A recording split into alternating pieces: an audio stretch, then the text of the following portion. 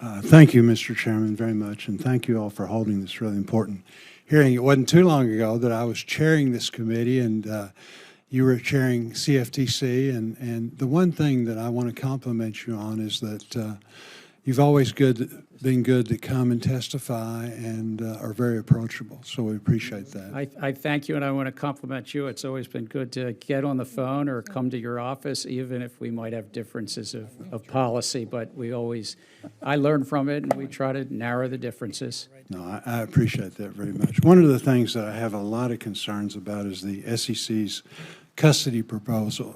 It undermines CFTC customer protection rules, conflicts with global margin treatment, would upend the derivatives and treasury markets, and adds complexity to institutional investment advisors and qualified custodians.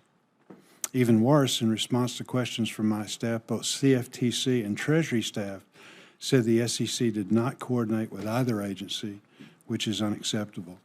The impacts on the derivatives, commodities, and treasury markets could cause systemic harm, and I strongly urge you to withdraw the proposal or completely rework it.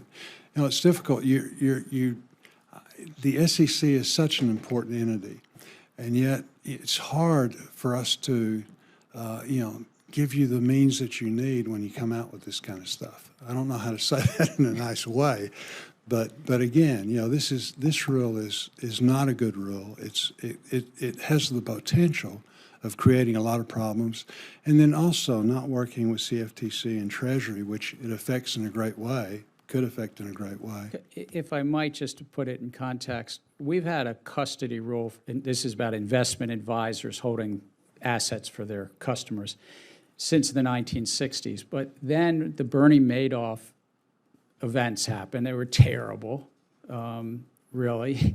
And Congress came together and put a provision in that reform bill, Dodd-Frank, that specifically addressed that we, the SEC, would have not just new authorities, but should address the safeguarding of all client assets. It was no longer just the securities and funds held or on behalf of customers, but all client assets. That was in 2010, and here we are in 23, 13 years later, and we hadn't taken it up. So it's one of the remaining, I would say, we had about 8 of these when I came on board. 8 of the 54 things we're working on were still left over from Dodd-Frank. And we've got a lot of public feedback. It's important to take that feedback. We've met with the Commodity Futures Trading Commission. We've met with the Futures Industry Association about some of their comments, and we're taking those into consideration. No, we appreciate it. But the reality is the markets have been very resilient, and again, we want to allow our farmers and others to manage risk, and our concern is this would blow up those markets, and the agency, again, you should consider, making significant changes based on all of the conversations that you've had. The Fed has recently warned of a potential credit crunch and further slowing of the economy. During the pandemic, we saw lenders use single-name CDS to hedge against credit drawdowns. However, many believe the SEC's proposed Rule 10b-1 would hurt liquidity and cause lending pullbacks, which is exactly the Fed's concern. We're in a high-rate environment, and the Fed is warning against credit pullbacks. Yet the SEC proposals such as Treasury market reform, applying Rule 15c2-11 to fixed income, the dealer proposal and the Rule 10b-1 would all be major overhauls that could reduce access to credit. So I guess the question I would have, would you conduct a publicly available economic analysis of the cumulative effects of your SEC proposals on U.S. credit markets? And will you commit to coordinating with the Federal Reserve about the cumulative effects of SEC proposals on U.S. credit markets? So I thank you for the question. There's a number of proposals that you mentioned related to the U.S. Treasury markets. There were 3 or 4 of those that you mentioned.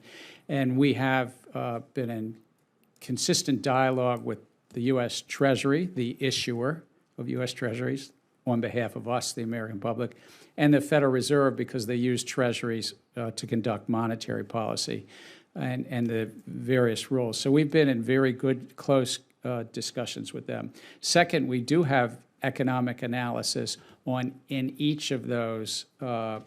One's a Treasury market clearing, one's about Treasury dealers, and each of those we have robust economic analysis, but also have gotten feedback. What's the issue we're trying to deal with? We're trying to deal with resiliency. In the 2020 dash for cash, the starting part of COVID, there was really a significant issues in the U.S. Treasury market, and there were in the fall of 2019. And in part, what supported the Treasury market was the Federal Reserve buying a couple $1 trillion, give or take, of Treasuries. So it's really in an effort to have a little greater resiliency and competitiveness in that market. We, the taxpayers, ultimately benefit from that. We appreciate it. Again, fragile economy, we just want to make sure that access to credit is not impaired even more. Very quickly, you mentioned that you got feedback in regard to Senator Coons's question about rushing rules. And so, the feedback we're getting is from the IG.